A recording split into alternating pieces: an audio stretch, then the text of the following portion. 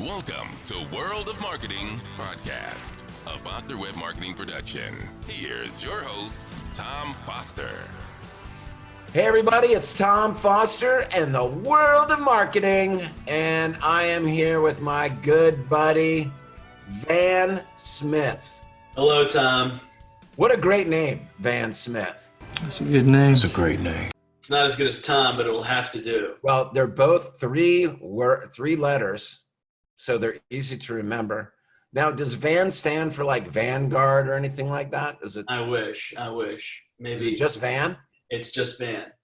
My great-grandfather had a farm in eastern North Carolina where I was born. And I grew up in Richmond, Virginia. That's where my practice is. But I was born in eastern North Carolina, just south of Goldsboro, North Carolina. And my great-grandfather had a farm. And back in those days, if the road they were building, the only thing on it was that farm, they'd name the road after the farm. And so they named the road Van Smith Road. So my great-grandfather had a farm. The only thing on that road was Van Smith. And so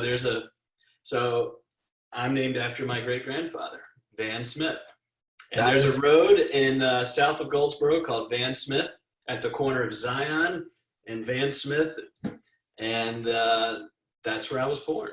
That is great. I did not know that. See, every time I talk to you, I learn something new.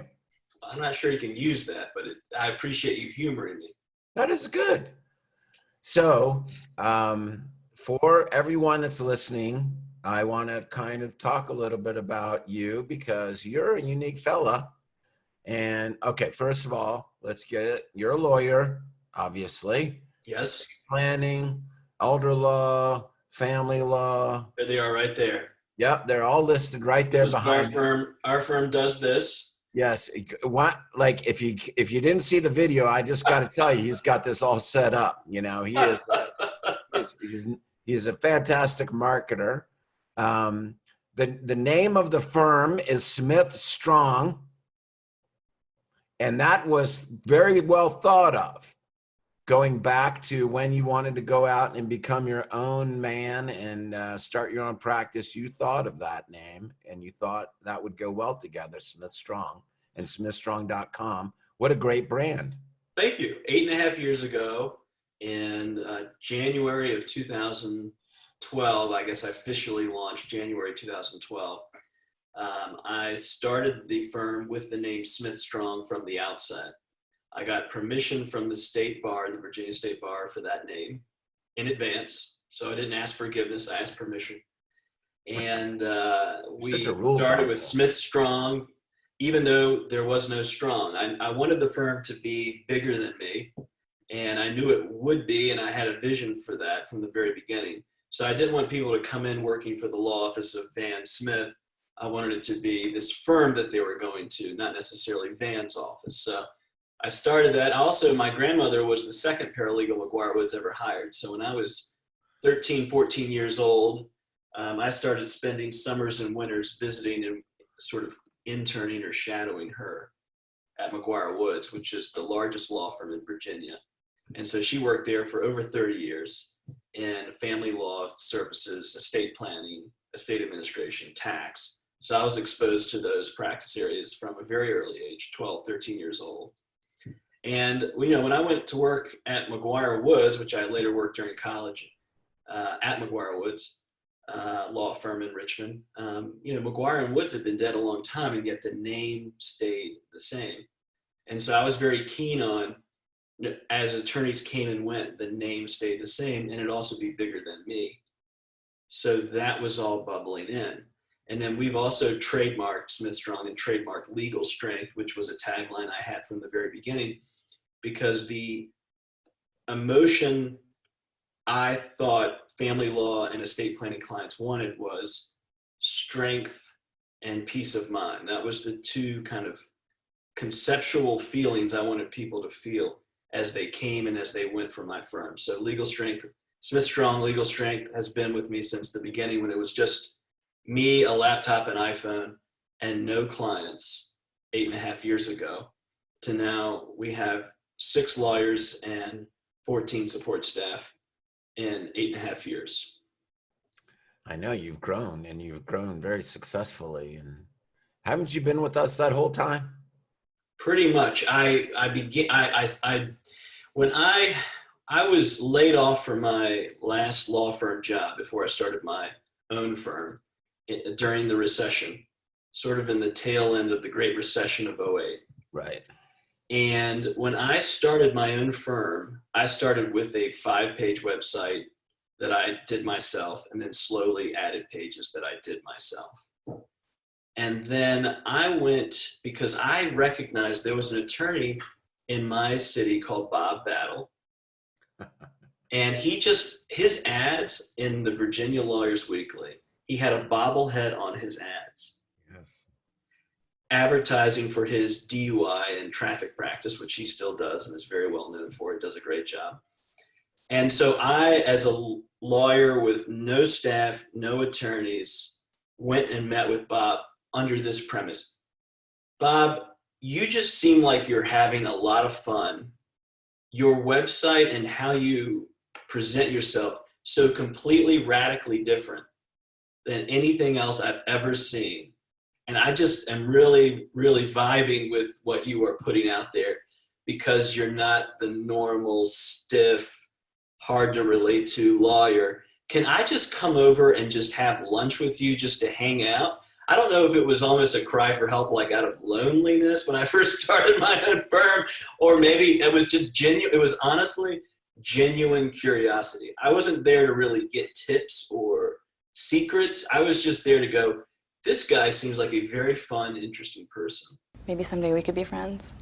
And so we had lunch, and what I have found is truly successful people have an abundance mentality. And so I think he had that mentality and still does. And so he shared with me several things. He said, you really need to go speak with Tom Foster. You really need to read everything Dan Kennedy has ever written. And you really need to seek out thought leaders that are not the normal legal field thought leader. And among those is Ben Glass. And I will tell you one thing, for all of my failings, one thing I did early was I was very action oriented. So if someone gave me a recommendation, I would try it. Now I tried a lot of different things and a lot of them failed, but everything Bob Battle said was right. And I'll give him a lot of credit on that. So Tom, you've been right. Dan Kennedy as a thought leader has been right. And Ben Glass has been an honest purveyor of legal information. And so all three of those were gold tips that I really took to heart and ran with, but I really attribute him to helping me. Well, thank you for that. And Yeah. I got to remember, you are 100% right, Bob Battle. And Bob Battle is a long, dear friend of mine. Yeah. And his name comes up all the time. And he is actually part of the Capuzzi Glass mastermind group that we had going for many years. And he is a unicorn like no other. Well, here, may I add something to that? Yeah, please. Bob, here's something that struck me immediately about Bob that was so interesting. And I want particularly the attorneys that are listening to this to hear this. One thing Bob had very clear that helped make him see, part of what I was gravitating towards was not just that he was relatable and fun, but also he seemed genuinely happy in what he did and still does. But I think part of that, if I could get to like a mindset point with Bob, that I still believe Bob has, and I bet you've seen it too if I bring it up, he is deadly focused on how he defines success for him. He's super authentic to himself. And he defines success and has kept to that remarkably. My success is the controlling of my, not only to do well for my clients, which he does, but also he controlled how he defined success. Success for him was not 12 associates, 20 support staff. Success was his time. He's got nobody. Right. No associates, no staff. I mean, he may have some independent contractor here or there helping with things. I'm sure he did. Yeah, he's got right. But he defined success not only with, I want to do a good job for my clients and I want a steady stream of clients, but he also said very clearly, I define success as peace of mind for me. I don't want to manage people. And that was he kept that centered as the success came. A lot of people, I think they define success so vaguely that it really just becomes making more money. I want this to make more money. I want that. But his was a lifestyle focused sense of success. Yeah. And so as he got successful, if anything came into that combated with how he defined success, which is preeminently, I wanted to maintain my peace of mind and lifestyle before anything else. So he was able to say no to things, I'm sure, that came along the way, like growth, like associates and all these other things, because that he kept at the core. Well, he's made plenty of money. He's doing very well. Oh yeah, no, nothing about. I mean, look, and I'm not privy to any of that. Yeah. I'm just saying. It's funny because me. Yeah. I talked to him when because we're having this podcast right now during the middle of this pandemic, and we're going to talk about that in a minute. We got to get back to you, and this is not a Bob Battle podcast. But I know, and I didn't mean to get so sidetracked. But as I began to think back. He was a very influential. Yeah. It wasn't like we've had ongoing lunches that much, but it was just that early lunch, and he just kind of nudged me and said, "Check that out." And I left, and I don't think we've had lunch since. But that was a really informative key. Well, I think you owe him another lunch. I think I owe him another lunch. Yeah, I think he paid last time, so it's on me. He would appreciate this, and I'm sure he's going to listen to it because he does listen to these podcasts. Yeah. And his name has been brought up on many, and he has influenced a lot of lawyers, and I'm sure he'll appreciate the shout out. I do. I salute you, Mr. Battle. Have done such a tremendously successful job in your own right. And, I very frequently, at least once or twice a week, pull your name out as a to show other people on how to be because you have just done a fantastic job, Van. Well, thank you, Tom. In building your practice. There's a couple of things that you do that you are very articulate. You're very disciplined. You're very focused. We know this. I mean, we've been partners on your website for years now. And I think that you're in your third iteration of the website. Yes. And we just went through this redesign. I mean, obviously it's always being worked on by you, but you're very hyper focused and vigilant. You're not offending me with any of these terms. No. I mean this in a very good way. Right. And you can quote me on that. And right. It's your brand. It's very important to you. I mean, those that know you, I like to use your example of one of the great things about how you listen. You know this. We talk about this all the time. People buy from people they like. And this is very true of lawyers, and it's a referral business, especially for lawyers. And you've grown your business. Certainly, you do well ranking wise.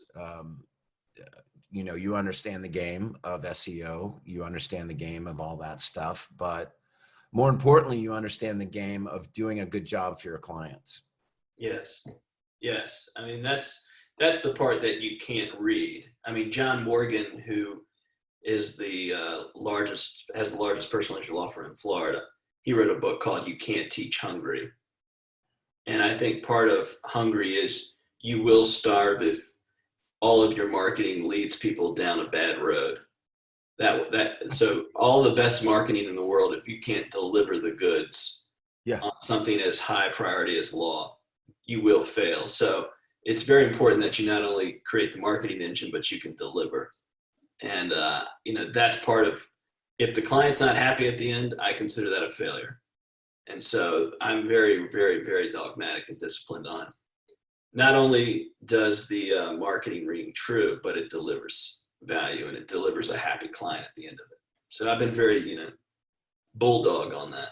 And you make sure that all the people that work for you are like that as well? Yeah, and I do that in a way that's sort of unique, and I might just throw that out there in case people are looking for inspiration on how to manage their teams. For attorneys that have other associates that they're trying to manage. Before law school, I was in Baghdad, Iraq with the Department of Defense and was a policy advisor in the Fire and Emergency Services wing, overseeing the reconstruction retooling of 214 fire and ambulance stations in Iraq. And we had, among other things, an Excel spreadsheet on every fire and ambulance station with column rows of how are we doing in these categories of success for all of these fire and ambulance stations. And I took that to the firm that I now have. And so we have a 28-page and growing Excel sheet of with each row being a client in the firm, broken down by practice areas and jurisdiction. And then we go through under a series of metrics. And for me, as a macro leader, I kind of see it as a heat map. Right. So I kind of see, okay, are we keeping momentum? Are things being tracked? And so I'm sort of holding people accountable. And I've had for the entirety of the 8.5 years of the firm, morning huddles on Monday, Wednesday, and Friday, firm-wide, everyone, mandatory attendance unless you're in court.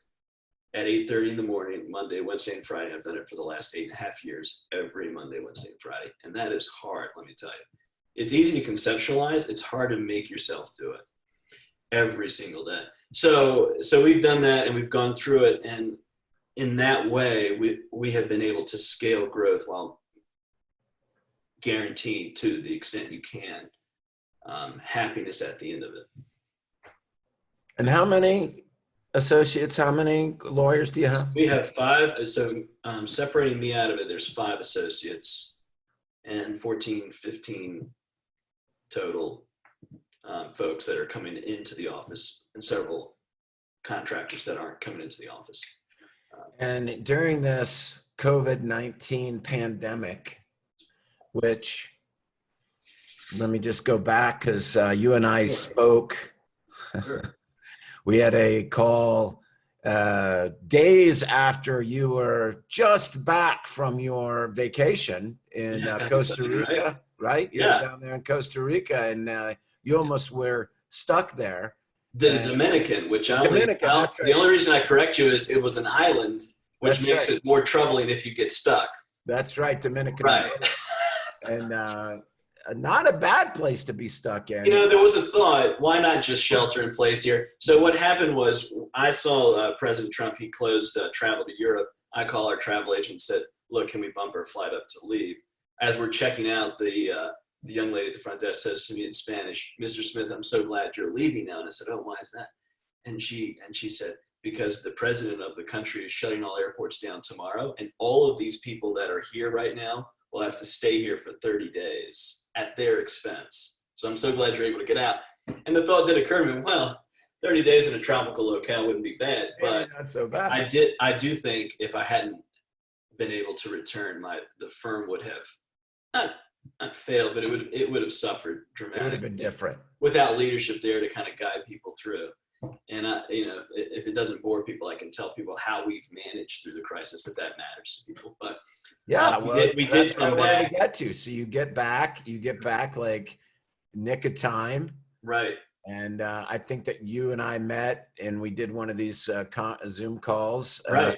Like the day after or something, and you're, it's the first time I've ever seen you in a t-shirt. I think the first and last I didn't even think you wore t-shirts. I cut grass in this time. for the audio listener, I'm wearing a tie. And I rake leaves. I have a raking leaves suit. I think I saw a picture of you in a VW thing in a coat and tie. That's probably right. Yes, the hair and the thing were both blaze orange, if I recall. That was a great car. Yeah. So all right. And so you've been managing, and during this time, I mean, being a law firm and an estate planning firm, essential service, and you're you've got your people, wearing coat and ties and checking Yeah. in and Yeah. keeping things very positive and moving forward as they should be. Correct? Well, uniquely for our size, so we have two offices that we own in the Richmond area that I've fixed up and renovated on nights and weekends, one at a time. So now we have two offices, one for the estate planning and elder law. With his coat and tie on, ladies. I did. I rolled the sleeves up some, but the tie stayed on because I did it in the mornings, lunch breaks, and before I went home. So No doubt. I didn't bring a change of clothes. I just rolled it up. Okay. So, So anyways, we have two offices. We have 8 people at one office, 3 people at the other, and then the rest, for a variety of reasons, work from home to remain under less than 10 people at any given location. And then we implemented the Zoom, Zoom meetings for all new clients and settlements, and we guided that. And that's an experience thing, by the way. Yeah. So let me tell you how our firm does Zoom, because I think this might be a helpful tip for listeners out there. I think a lot of people think of Zoom as you just click on and there's the attorney but I had Zoom from the very beginning. I wanted to replicate the experience of our firm, which is highly personal. And so when people get onto the Zoom, they're not greeted by an attorney that's kind of hamstring, oh, hello, hello, and it's kind of like getting the camera figured out. There's an assistant that's there before they get on who greets them like they're entering the office, talks to them, see how they're doing, see if they have any initial questions. And then if ready, they're situated, got everything, so they don't feel like they're having to jump off the call to go grab something and now they feel bad because they feel like they're wasting the attorney's time. So the front desk still serves in that way, but it's on Zoom in the introduction. And then the attorney comes on once things are situated and things are calmer. So there's still an experience to create even if you're limited in the short term by Zoom. And so we've done that. And then we have the paralegal come back on the call at the very end to get tasks and next steps. And then also to further not only bond with the client, but also make sure they're on the same page with what they need next as far as information or other things. So we're creating that in-office feel on Zoom. How have you been dealing with like the signing of the documents for like estate planning? What have you been doing there? Well, there are very strict rules in Virginia, as I'm sure there are in many states, about electronic signature of documents. So for instance, if you do them remotely, which we have done, the calls must be recorded and there must be ways of validating their credibility and the authenticity of the person. All of our estate planning, they're pre-known to us, so it sort of reduces the threat level of a typical remote signing by a notary. But there are specific rules that the Virginia State Bar laid out, and we have to comply with those, and that was something we had to work out. And I will say, to your earlier point, I do still have all of my people wear coat, ties, formal dress for these Zoom calls. And I am dogmatic in how I want the backgrounds to look. Yeah. For these calls. I don't want it to look like, and I'm going to do this to illustrate, I don't want it to look like your grandma FaceTiming with your kids. Right. You can't. Right. You don't want it to be like this time. Right. Is everyone here? Okay. Like a laptop, like they're looking at that's right. At their grandkids, and it's down and they're in the polo shirt and the polo shirt's real ratty. You don't want to wear t-shirts and having their guitar collection behind them. No, that's okay. Because see, that's authentic to you and that'd be all right. But I want it to be, I want them to feel like the Zoom isn't an afterthought. Yeah, that's true. So for me, I don't think everybody needs to wear ties. I'm not like weird about that. I'm not offended when people don't. But I can tell everybody that this is exactly what we see every time we talk to Van. Yes, but for me, this is what it takes for me to psychologically get in the zone. Yep, that's true. I gotta suit up. Yep. For me to get in the zone of, okay, now I'm a lawyer and this is what's expected of me. And for the 8 to 12 hours I'm going to be doing this today, I'm going to give it everything I've got. And it's going to look good. It's going to be good. And I don't think you can really totally do that unless you're wearing the clothes that make you feel comfortable to do it. And so for me to deliver legal work, I need a suit and tie. When this is all said and done and we go back to whatever normal will be. Right. and I get back to my podcast studio at the office, I'll put on my coat, my sport coat and my shirt again. Good. No, you're fine. Tom, I don't know if I'd trust a web guy in a suit and tie, to be honest with you. It's true. Well, no tie. Yeah, I don't know if I would. I mean, I think you expect different things of different people. No tie anymore. But I will say this, attorneys, if you are doing Zoom calls on laptops at your kitchen table while your kids are running around, God bless you. I know that's hard. But by all means, for the call, put some books under your laptop. Nobody needs to see the double chin thing. Get it up, elevate the That's right. You don't want to have you got to have anyway. Yes. Height is your friend, gentlemen. I know we don't think about this that much, but height is your friend on the video. That's true. Get your camera up. If you're using a laptop at home, put some books underneath it. That's good advice. I mean, I'm just here to help, Tom. That's true. And here was the thing. I want to make another point on COVID. My team, Tom, told me, okay, Van, when I got back from the Dominican Republic and the crisis had really, boom, hit, everyone expected we would be home, we would probably be furloughed, and I'm going to grow my beard out, and I'm going to stop shaving, and I'm going to wear my stretchy pants, and maybe in 45, 60 days, if Van's still there, if the firm's still there, maybe I have a job, and then we'll come back and see. And what I did was I felt like an immediate compulsion to be like a football coach in that moment, rightly or wrongly. And maybe later me and several therapists, I don't know what will be required for me to digest what's happened to us as a country. But I'm sure therapy will be involved or something. I'm teasing. But I immediately went into like football coach mode. Like I immediately went into that role I saw, say, officers in the military serving in when I was in Iraq. Like, for these 9 hours, we're going to control what we can control, and we're going to deliver things that we can deliver, and we're going to stay focused, and we're going to deliver, and we're going to maintain a sense of normalcy and schedule like we did before.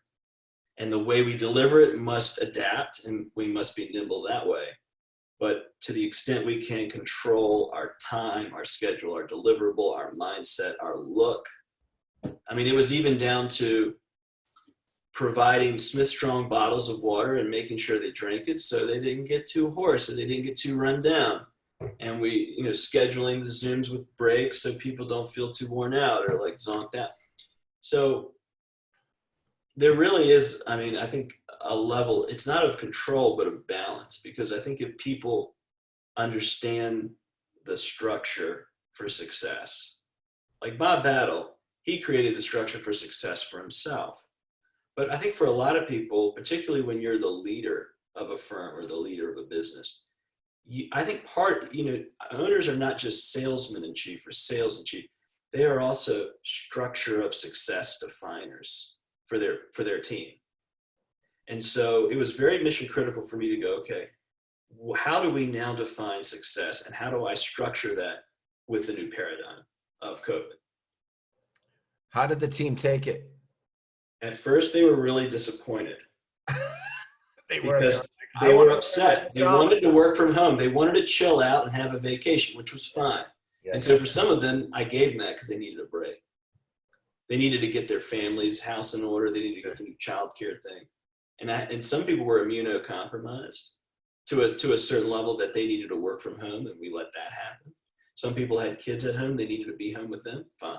Obviously, you got to make that adjustment for the reality of the situation. But I think for all of them, there was this sense of 2 or 3 weeks later, after I did it, after the initial disappointment wore off that we're going to still have to work and I can't do it from home and I can't just work like 2 or 3 hours a day and fake it for 45 days. 2 or 3 weeks later, there were a lot of our peer firms laying people off and furloughing people. And I don't know if this is true or not, but my sincere hunch is, for a number of reasons, but also because the firm lost its structure. And so it was just easier to release and let go than to dig in and fight your way out. And so it was just easier to lay off the overhead and we'll rebuild when it. My initial reaction was, no, we're going to fight to make this work.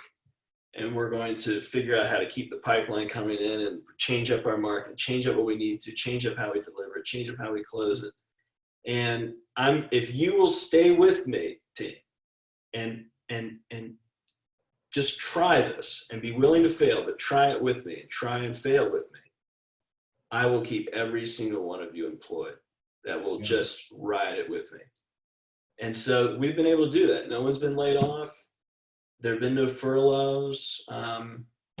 Good for you. And so I think when they saw a boss that was really like fighting for it, and they saw their peers losing jobs and being furloughed without benefits and just being cut quick. We had one of our biggest competitor firms in the Richmond area, within the first week, laid off all of their support staff. And that was their response. And by the way they practice law with slash and burn tactics and not trying to settle mirrored how they responded as managers to their staff when crisis hit, the same way they practice law.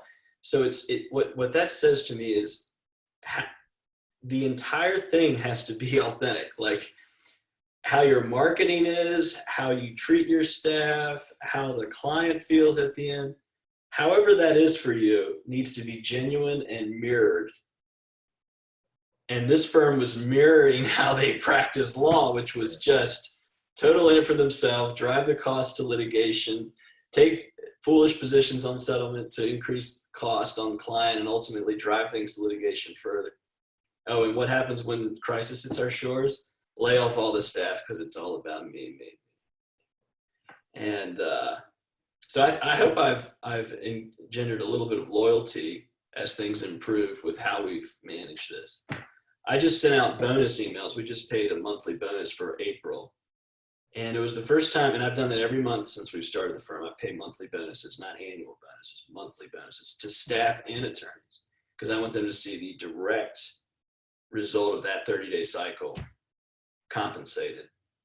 And so I sent out the monthly bonus emails today. First time in the 8.5 years I've done it, I've gotten reply emails from the staff individually saying, this is going to sound a little crazy, and I'm not trying to brown nose you here, but I really appreciate what you've done. You're a little nutty, but I really, really appreciate your heart in all this, and you've seen us through, and I can't believe, we're still getting our bonus and how this has worked out. I think there was I think I have no illusions. I'm seen as Michael Scott around my law firm. There's no doubt about it. All right, my turn. My turn. My turn. Babe, can you just really, whoa, we're just really. What? Can you just simmer down? No, Seriously. I was making people laugh. No. Yes, I was watching Jim's face. I was watching Jim. And he was laughing. No. Look, he's smile. Look at him. He's laughing. And my wife, she says the older I get, the more Michael Scotty-and I am getting around the office because she works. Oh, well, you're not as much of a, maybe. But to the staff, okay, as I'm walking around.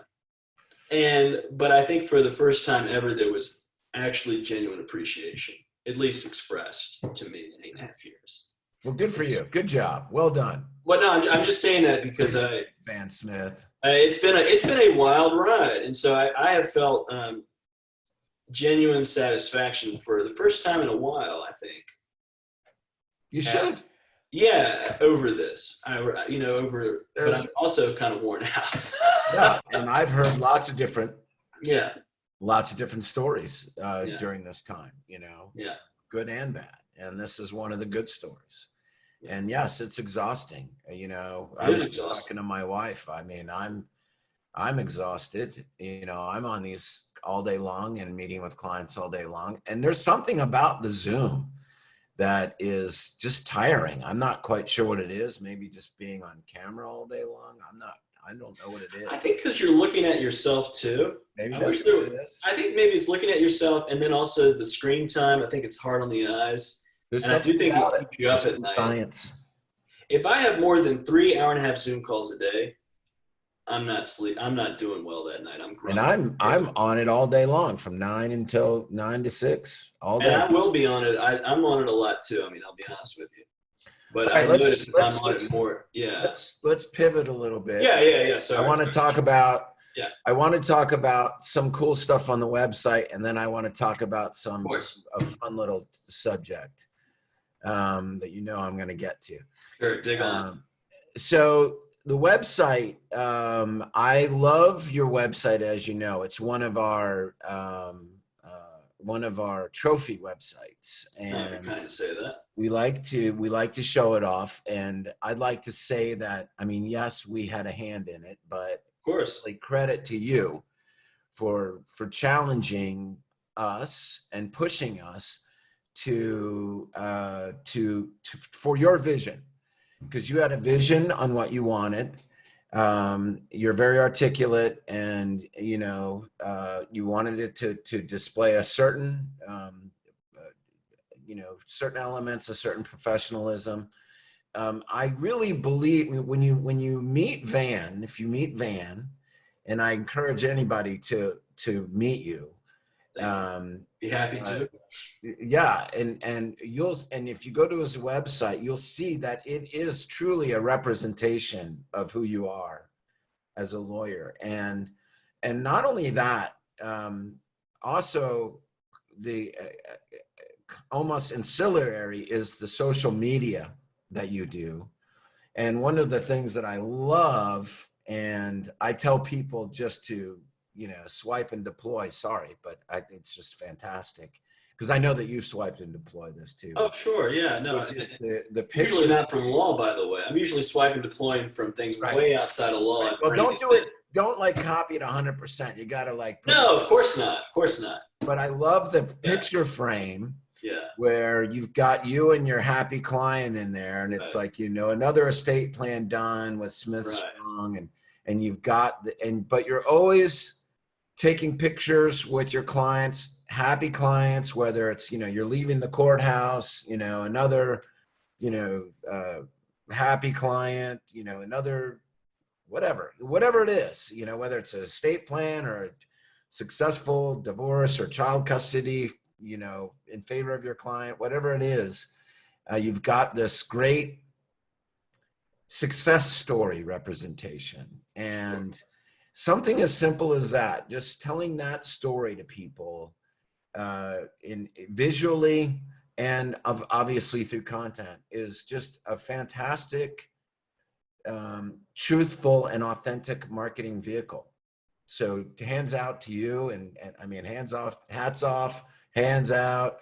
Great job to you, brother. Yeah. So, I'll tell you the background of that. So if you go to my website, you'll see the blue border that I'll physically hold with clients, or clients will physically hold. I got that from a home builder in my local area when they were selling homes to first-time home buyers in this new development subdivision. They had a blue bill, and it had the builder's name, and it said, I just bought a home with ... and it had the builder's name, and they were posing in front of their vacant lot or their new suburban tract home, very excited, first-time home buyers, and that was great. I thought it was great marketing, and so I immediately thought this would work. Yeah. And so the happy client selfie, the divorce selfie, the estate planning done selfie is part of our new world. Images document our world now. Yes. We no longer talk about it or just write about it. We picture it and put that to our family and friends as, this is where I'm at today. This is what I'm doing today. And so we now have clients that want it. Like if I'm leaving an estate planning meeting, they'll see the border and they'll say, well, am I not getting my picture? Like they'll be offended. They're offended.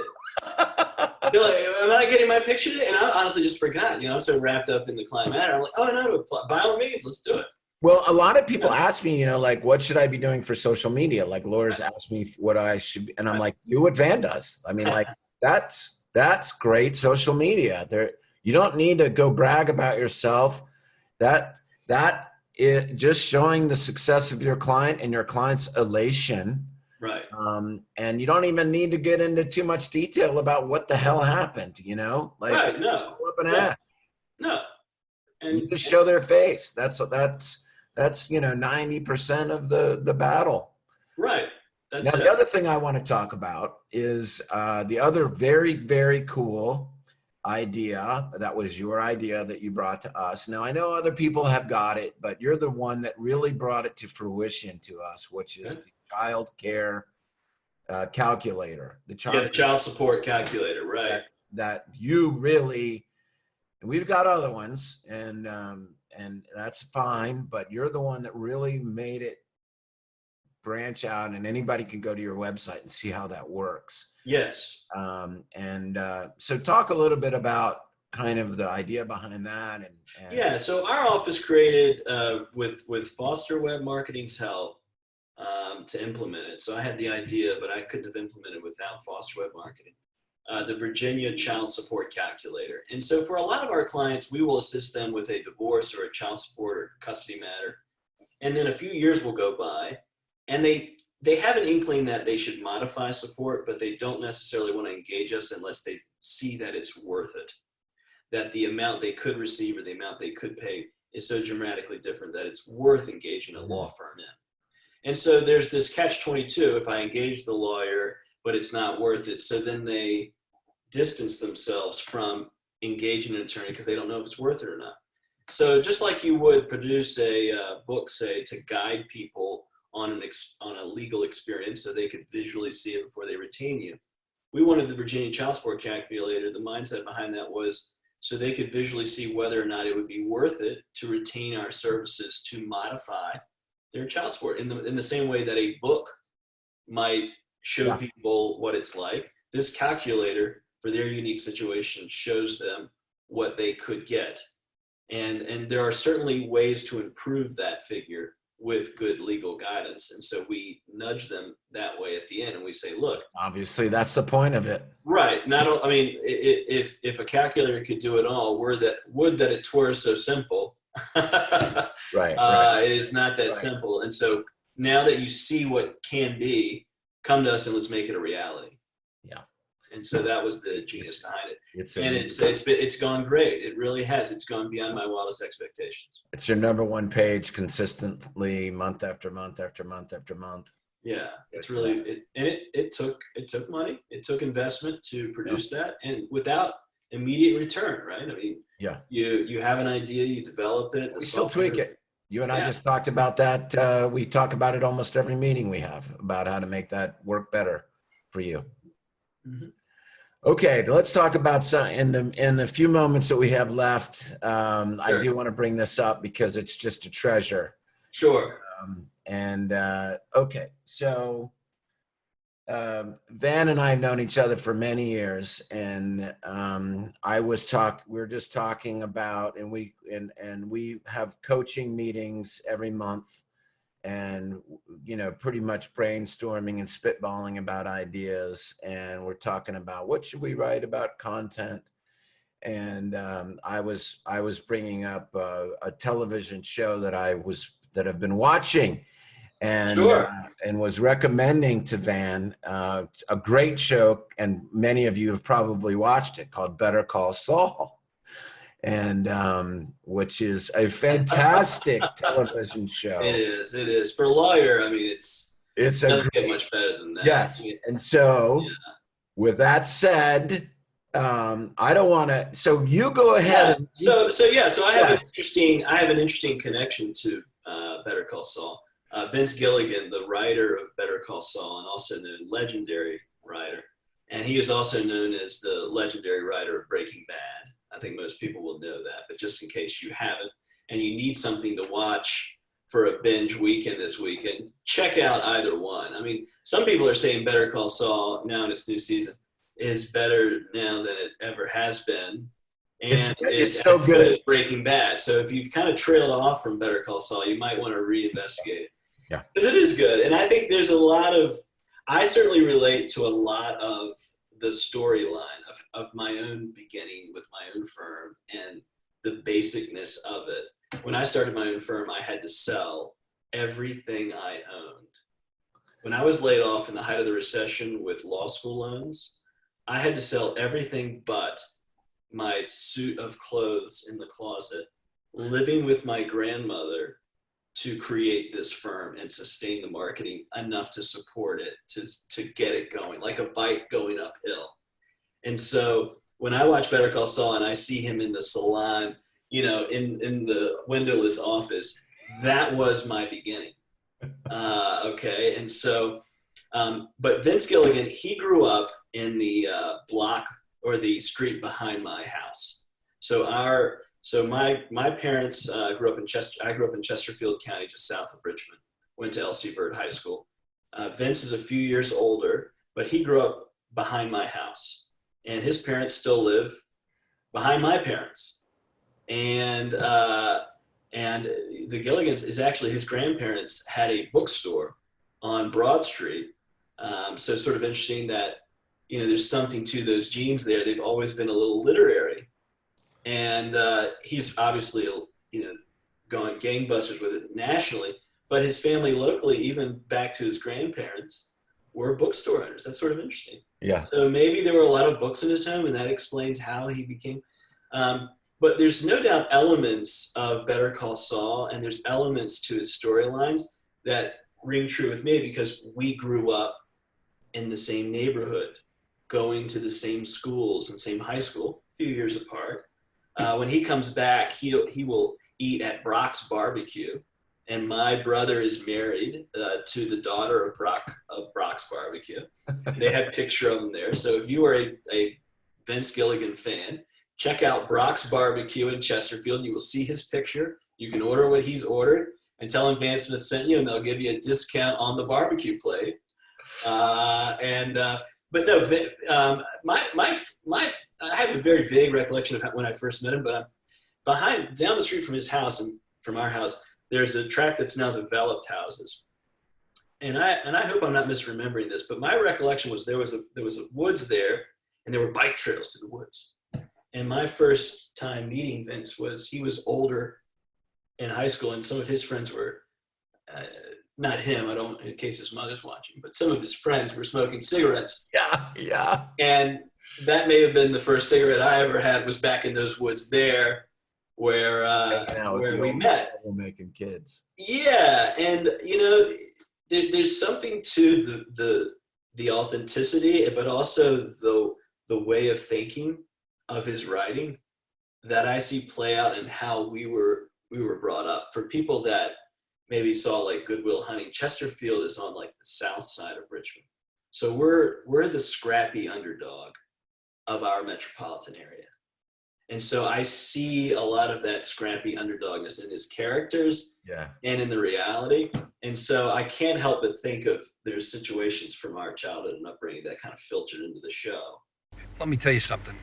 If you're committed enough, you can make any story work. I once convinced a woman that I was Kevin Costner, and it worked because I believed it. Right? It has nothing to do with the story. And so I see a lot of that. I see a lot of that, like right hook, jab, left, right hook. Yeah. In the writing that you only get if you've lived with that underdogness in your gut. And I think a little bit of that's helpful when you're an entrepreneur too. Well, you certainly have gotten out of that area, and look at you now. Yeah, sure. I mean, it's your grandfather, Grant Smith. Is he still around? Who's that? Your grandfather, Van. No.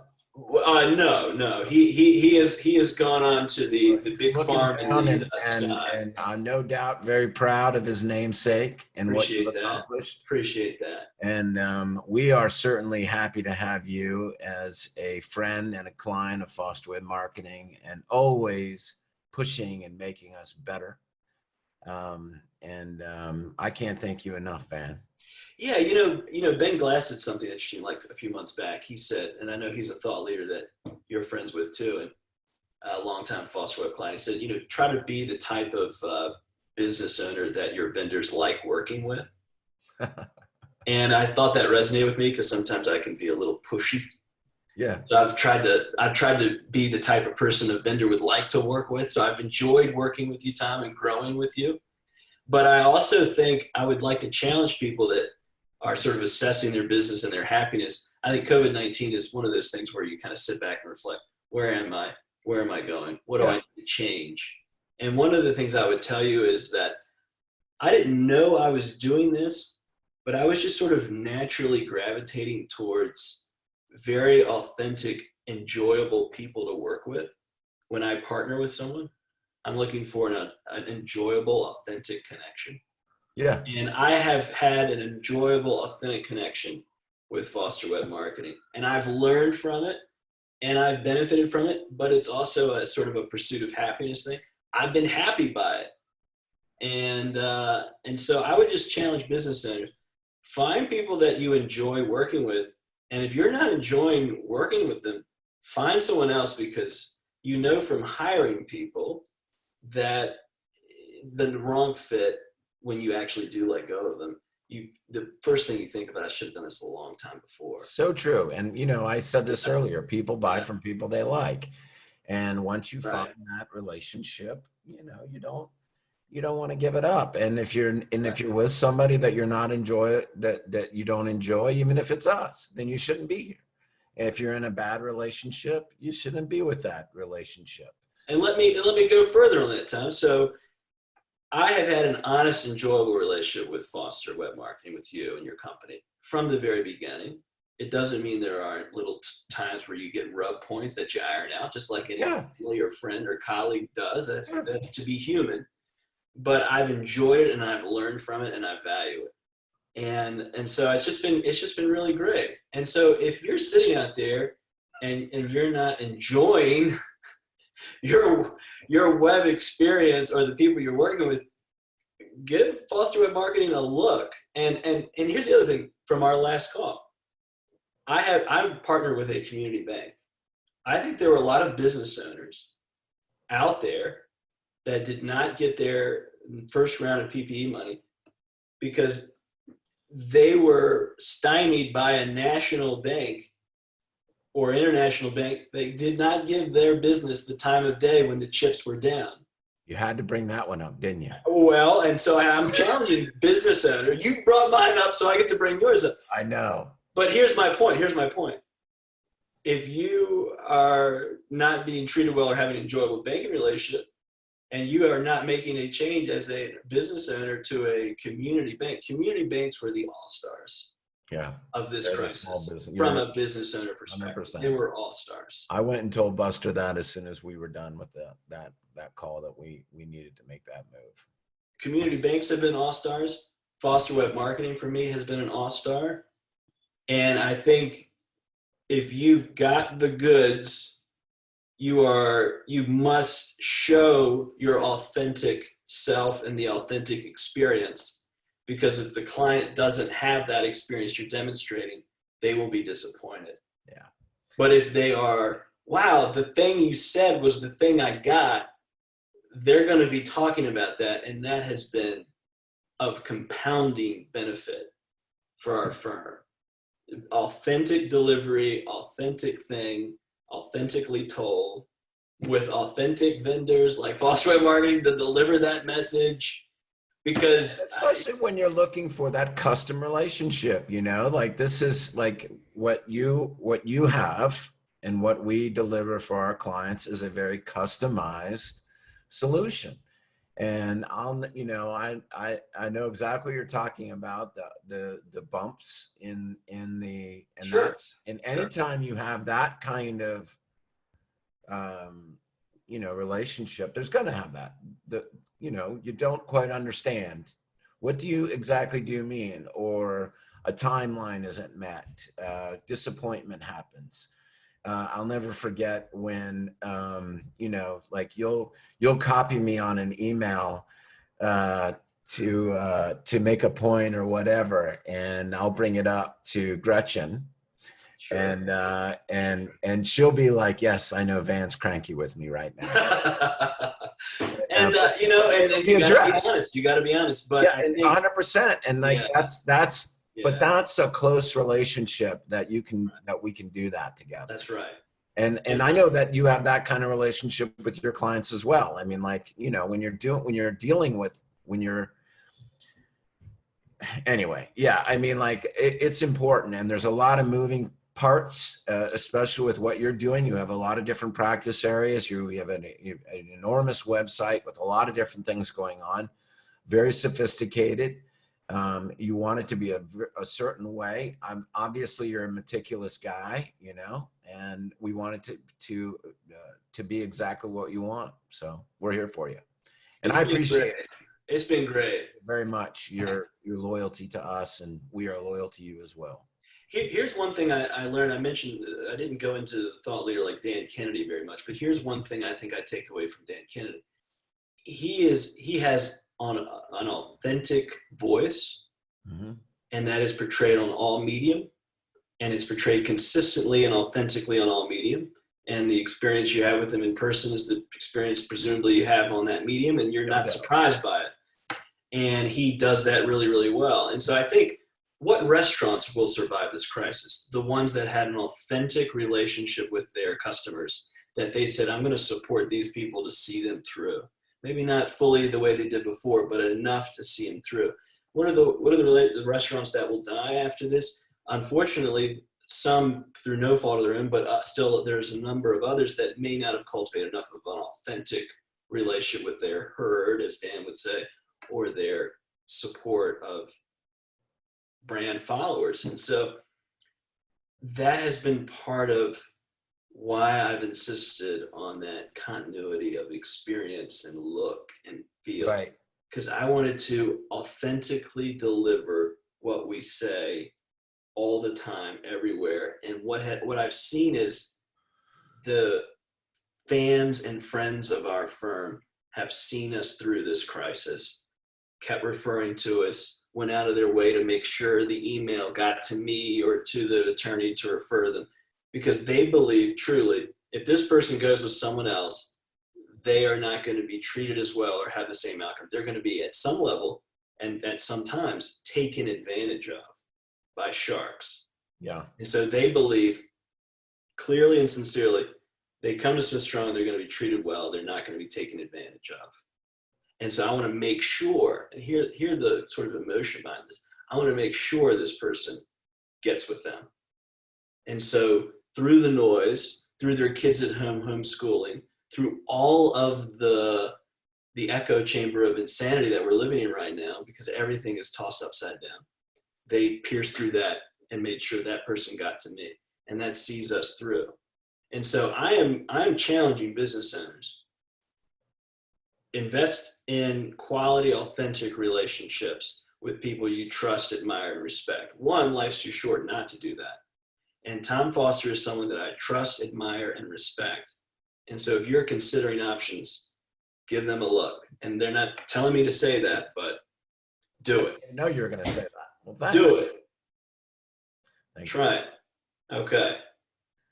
Well, Van Smith, thank you so much for your time. I know that you're a busy man, and I appreciate you carving an hour out of your day for a Zoom call with me. And happy to do it.